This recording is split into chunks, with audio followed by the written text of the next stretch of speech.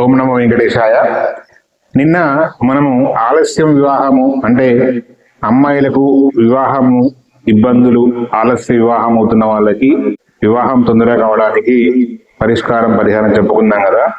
ఈరోజు అబ్బాయిలే అంటే ఆలస్యం అవుతున్నటువంటి అబ్బాయిలకు, ఎవరైనా అబ్బాయిలు సంబంధాలు రావట్లేదండి, లేదా ఏ సంబంధం వచ్చినటువంటి సంబంధం కూడా నిలవట్లేదు అనే వాళ్లకు ఇష్టకన్య ప్రాప్తి కోసము ఈ మంత్రాన్ని మీరు రోజు 108 సార్లు జపం చేయండి.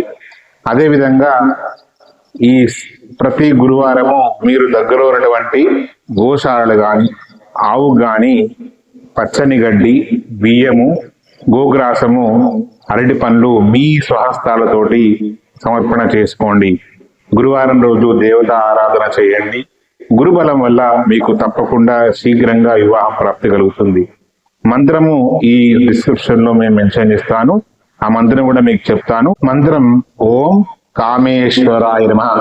ఈ మంత్రాన్ని ప్రతిరోజు మీ దేవతా మండపం దగ్గర సన్నిధానంలో కూర్చొని యథాప్రకారంగా శుద్ధి అయి స్నానం పరిచి ఉతికిన పొడి బట్టలు ధరించి ఒక ఆసనం వేసుకొని ఓం కామేశ్వరాయ నమః అని 108 సార్లు మనసులో జపం చేసుకోండి. ఆ రోజు కూడా ప్రతిరోజు సాధ్యమైనంత వరకు ఈ నామస్మరణ అనుష్ఠానం చేసుకుంటూ ఉండండి. ఈ విధంగా ప్రతిరోజు ఈ నామస్మరణ జపము మరియు ప్రతి గురువారము దగ్గరున్నటువంటి ఆవులో సమస్త దేవతలు కొలువై ఉంటారు కావున ఆవుకు గ్రాసం వేయడం వల్ల, గోసేవ చేయడం వల్ల ఖచ్చితంగా మీకు వివాహ ప్రాప్తి ఇష్టకన్య లభిస్తుంది. భక్తులారా, మన ఛానల్ సబ్స్క్రైబ్ చేయని వాళ్ళు సబ్స్క్రైబ్ చేసుకోండి, లైక్ కొట్టండి.